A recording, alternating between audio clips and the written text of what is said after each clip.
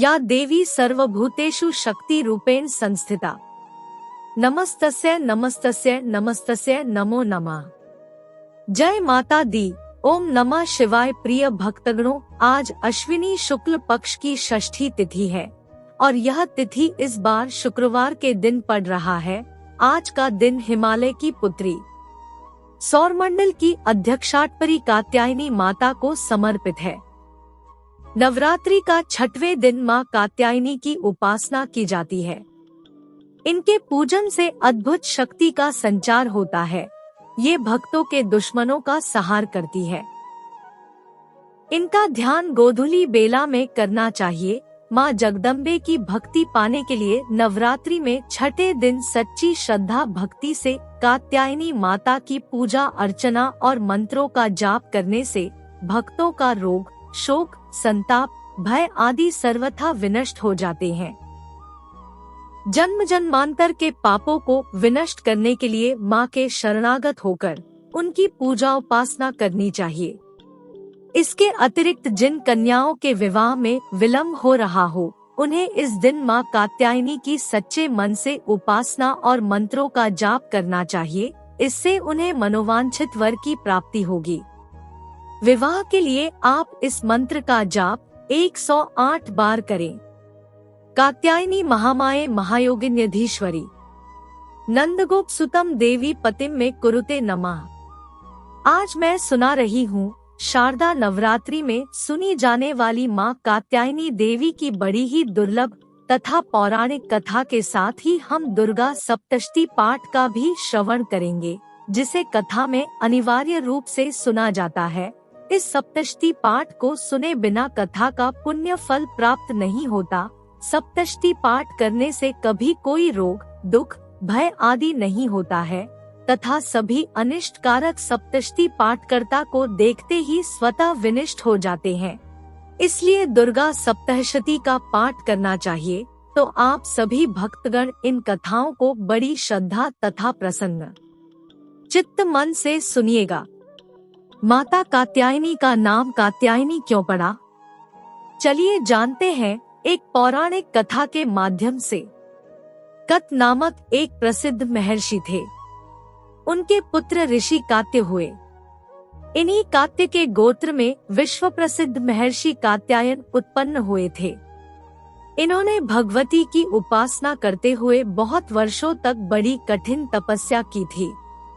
उनकी इच्छा थी माँ भगवती उनके घर पुत्री के रूप में जन्म ले। माँ भगवती ने उनकी यह प्रार्थना स्वीकार कर ली। कुछ समय पश्चात जब दानव महिषासुर का अत्याचार पृथ्वी पर बढ़ गया, तब भगवान ब्रह्मा, विष्णु, महेश तीनों ने अपने अपने तेज का अंश देकर महिषासुर के विनाश के लिए एक देवी को उत्पन्न किया। महर्षि ने सर्वप्रथम कात्यायनी माता की पूजा की। इसी कारण से यह कात्यायनी कहलाई। इनका वैज्ञानिक युग में कात्यायनी का महत्व सर्वाधिक हो जाता है। इनकी कृपा से ही सारे कार्य पूरे हो जाते हैं।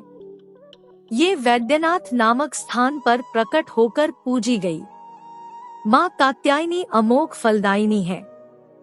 बोलिए प्रेम से कात्यायनी माता की जय, दुर्गा माता की जय। माता कात्यायनी की एक दूसरी कथा भी प्रचलित है। महर्षि कात्यायन के वहां पुत्री रूप में उत्पन्न हुई थी। आश्विन कृष्ण चतुर्दशी को जन्म लेकर शुक्ल सप्तमी, अष्टमी तथा नवमी 3 दिन कात्यायनी ऋषि की पुत्री बनकर रही और दशमी को महिषासुर का वध किया। बोलिए कात्यायनी माता की जय। माँ कात्यायनी अमोघ फलदायिनी है। माँ कात्यायनी का स्वरूप अत्यंत चमकीला और भास्वर है। इनकी 4 भुजाएं हैं। माता कात्यायनी के दाहिनी तरफ का ऊपर वाला हाथ अभय मुद्रा में तथा नीचे वाला वर मुद्रा में है। बाईं तरफ के ऊपर वाले हाथ में तलवार और नीचे वाले हाथ में कमल पुष्प सुशोभित है। इनका वाहन सिंह है। माँ कात्यायनी की भक्ति और उपासना द्वारा मनुष्य को बड़ी सरलता से अर्थ, धर्म, काम, मोक्ष चारों फलों की प्राप्ति हो जाती है। वह इस लोक में स्थित रहकर भी अलौकिक तेज और प्रभाव से युक्त हो है। देवी कात्यायनी को ब्रजभूमि की अधिष्ठात्री देवी के रूप में भी जाना जाता है। राधा रानी ने गोपियों के साथ भगवान कृष्ण को पति रूप में पाने के लिए कात्यायनी पीठ की पूजा की थी। माता ने उन्हें वरदान दे दिया, लेकिन भगवान तो एक ही है और गोपियां अनेक, ऐसा कैसे संभव हो सकता है। इसके लिए भगवान कृष्ण ने वरदान को साक्षात करने के लिए महाराज किया। कात्यायनी महामाये महायोगिन्यधीश्वरी नंदगोप सुतन देवी पतिंग में कुरु ते नम।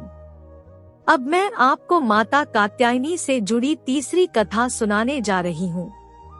पौराणिक कथाओं के अनुसार देवी सती के पिता दक्षेश्वर द्वारा पति का अपमान होने के कारण यज्ञ कुंड में अपने प्राण त्याग दी। तब भगवान शंकर देवी सती के मृत शरीर को लेकर पूरे ब्रह्मांड का चक्कर लगाने लगे। इसी दौरान भगवान विष्णु ने अपने सुदर्शन चक्र से सती के शरीर को 51 भागों में विभाजित कर दिया, जिसमें से सती के केश यानी कि बाल इस स्थान पर गिरे, जो आगे चलकर पीठ कात्यायनी मंदिर के नाम से जाना गया। श्रीमद् भागवत ग्रंथ के अनुसार कृष्ण को गोपियों ने पति रूप में पाने के लिए राधा सहित इसी मंदिर में मां कात्यायनी देवी की पूजा की थी। तब से लेकर आज तक यहाँ आकर कुंवारी कन्याएं मां कात्यायनी से अपने इच्छित वर प्राप्ति के लिए मन्नतें मांगती है। मंदिर को लेकर लोगों की मान्यता है कि यहाँ मांगी गई हर मुराद जल्द पूरी होती है। स्थानीय लोगों की मान्यता के अनुसार यहाँ भगवान कृष्ण ने कंस का वध करने से पहले यमुना किनारे माता कात्यायनी को कुलदेवी मानकर बालू से माँ की प्रतिमा बनाई थी। उस प्रतिमा की पूजा करने के बाद भगवान कृष्ण ने कंस का वध किया था। हर वर्ष नवरात्र के मौके पर यहाँ एक मेले का भी आयोजन किया जाता है। बोलिए कात्यायनी माता की जय। ओम नमः शिवाय। इसी के साथ अब मैं आपको दुर्गा सप्तशती के धूम्रलोचनवध नामक 6वें अध्याय का श्रवण कराने जा रही हूँ।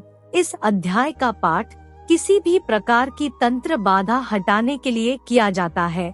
इसके अलावा आपको लगता है कि आपके ऊपर जादू टोना किया गया हो, आपके परिवार को बांध दिया हो या राहु और केतु से आप पीड़ित हो, तो 6वें अध्याय का पाठ इन सभी कष्टों से आपको मुक्ति दिलाता है।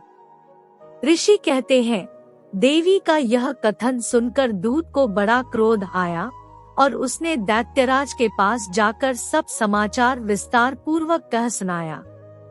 ध्रुमलोचन, तुम शीघ्र अपनी सेना साथ लेकर जाओ और उस दुष्टा के केश पकड़कर घसीटते हुए बलपूर्वक यहाँ ले आओ।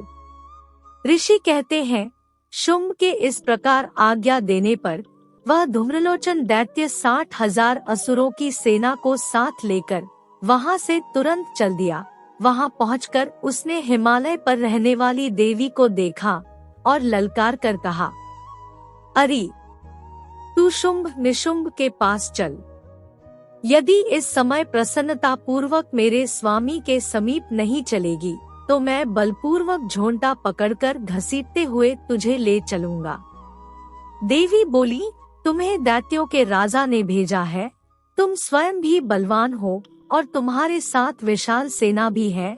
ऐसी दशा में यदि मुझे बलपूर्वक ले चलोगे तो मैं तुम्हारा क्या कर सकती हूँ।